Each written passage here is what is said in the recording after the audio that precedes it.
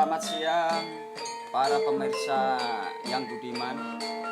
Assalamualaikum warahmatullahi wabarakatuh. Bertemu kembali dengan channel Riyadi Simpati. Kali ini saya akan mencoba menyampaikan sedikit wawasan. Namun bagi saya ini wawasan yang sangat penting karena hal ini jarang terjadi atau jarang kita alamin pada kendaraan kita. Oh ya, sebelumnya saya ucapkan selamat untuk para konsumen yang sudah memiliki atau membeli mobil. Selamat menikmati. Baik, saat ini pada kesempatan ini saya akan menyampaikan mengenai biang keladi besi strut melurut atau melar. Waduh, para sobat, kalau sudah begini ini mobil kita udah sangat kurang nyaman waktu kita kendarai, karena posisi mobil tentunya akan menjadi miring. Selain itu, laju jalannya pun akan miring dan lain-lain. Untuk itu, sebab dan akibatnya akan saya sampaikan pada kesempatan yang baik ini. Nah, ini adalah biang keladinya. Masih tanda tanya nih, apa kira-kira yang menjadi penyebabnya. Selain itu, saya juga suguhkan referensi mengenai komponen-komponen strut assembly, begitu cara pemasangannya. Berikut cara pemasangannya. Baik, mengenai faktor penyebab dari besi strut yang ada di strut assembly atau shockbreaker depan mobil kesayangan kita ini. Sebelumnya saya sampaikan dan saya utarakan bahwa strut assembly ini adalah satu kesatuan. Jadi kinerjanya adalah saling mendukung antara komponen yang satu komponen yang lain. Di sini kita tahu ini adalah spring, ini adalah support, dan di dalamnya sini ada besi strut shockbreaker atau lebih dikenal dengan strut assembly. Nah, kenapa besi yang ada di dalam shockbreaker kita ini atau besi strut assembly-nya bisa melurut? Atau bagaimanakah keadaan sebenarnya? Mari kita simak berikutnya.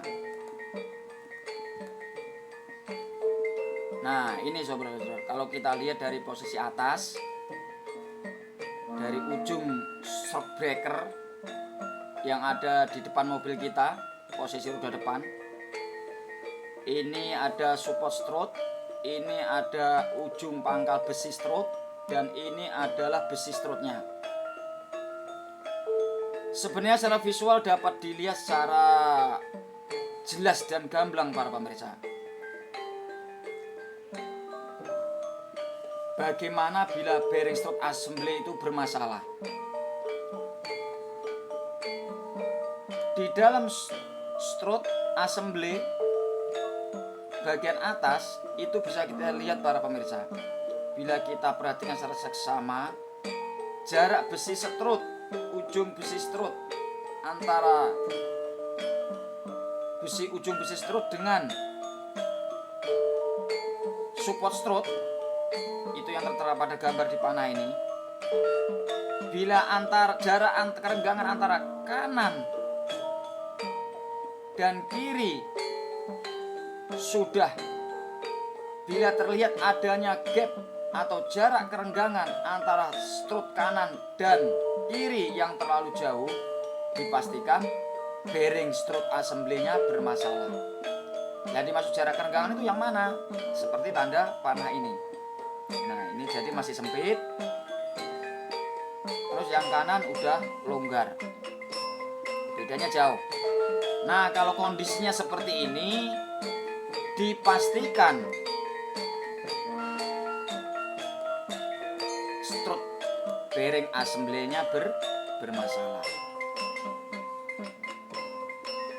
Nah posisi strut bearing assembly ini jika bermasalah, itu hal-hal apa saja yang bisa berakibat pada kendaraan kita? Kita simak ulasan gambar berikut, penjelasan berikut. Bila bearing strut bermasalah, akibatnya antara lain setir akan cenderung menarik ke salah satu sisi. Nah, ini dipastikan pasti karena salah satu strut yang pendek atau dua-duanya panjangnya tidak sama, maka akan mengakibatkan saat mobil melaju itu tidak seimbang. Jadi misalnya kalau yang strut assembly-nya yang aus atau yang rusak itu sebelah kiri, maka dia akan cenderung lari ke kiri. Begitu juga dengan sebaliknya. Sekarang akibat yang lain antara lain, jalannya mobil akan terasa goyang dan pincang saat kecepatan rendah. Wah ini kawan, sepertinya jalannya lurus dalam keadaan pelan, tapi mobil itu serasa goyang kanan kiri kanan kiri kanan kiri, tapi hilang di saat kita kecepatan tinggi.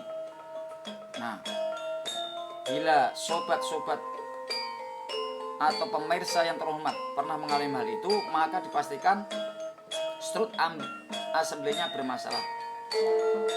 Nah, akibat yang lain bila strut assembly-nya bermasalah apa? Mobil susah dilakukan spuring. Nah, ini saya juga pernah ngalamin rekan-rekan.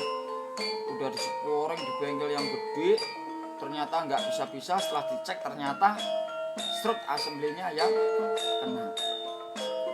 Sistem ring terganggu. Ini sebenarnya poin yang tidak begitu rentan karena kinerja rem itu tidak begitu benar-benar terganggu ya waktu itu karena keadaan ini. Kemudian akibat yang lain, kinerja power steering dan komponen lainnya akan lebih berat. Nah, karena kendaraan cenderung lari kanan atau lari ke kiri, maka terkadang kita dengan susah payah mengendalikan atau menahan posisi setir biar lurus. Nah, di saat itu power steering kinerjanya menjadi berat dan lain sebagainya. Maaf di sini nggak saya tuliskan, namun perlu saya sampaikan, bila strut assembly sudah melurut, yang diindikasi ternyata bearing strutnya bermasalah, maka tapak ban atau habisnya ban itu tidak sama, atau ban bisa makan sebelah, atau ban pokoknya kondisi habisnya ban itu tidaklah sama dan lain sebagainya. Nah, untuk itu bila mana Anda mengalami strut bearing assembly yang bermasalah seperti yang saya sampaikan tadi, harap segera bawa ke bengkel atau dikerjakan sendiri dengan catatan kita pernah mengalami atau punya tool atau peralatan khusus yang bisa untuk membongkar bagian dari shock breaker bagian depan. Tetapi saya sarankan lebih baik kita bekerja sama abang bengkel untuk mengganti strut bearing yang bermasalah supaya nanti kedepannya lebih bagus, karena saya rasa bengkel kaki atau bengkel per itu lebih pengalaman dari kita. Dan sebagai referensi ini saya sertakan juga yaitu perawatan kendaraan di bagian strut assembly ya kawan-kawan, supaya nanti di saat kita dan pihak bengkel melakukan pembongkaran jadi tidak bingung. Jadi urut-urutannya yaitu seperti ini. Nomor 1 ada mur strut, nomor 2 ada strut lock, nomor 3 ada strut support, nomor 4 nah ini tadi yang bermasalah yaitu strut bearing. Jadi poin nomor 4 yang bermasalah yaitu strut bearing. Kemudian nomor 5 ada coil spring. Terus nomor 6 ada bagian penopang spring juga dan lain sebagainya. Ya, yang dimaksud dengan besi strut adalah posisi yang nomor 1. Nah, ini adalah besi strut. Nanti besi strut ini menyatu dengan penguncinya. Oke, mudah-mudahan sedikit wawasan ini yang bagi saya menurut pribadi ini sangat penting, bermanfaat bagi kita karena ini adalah hal yang terjadi.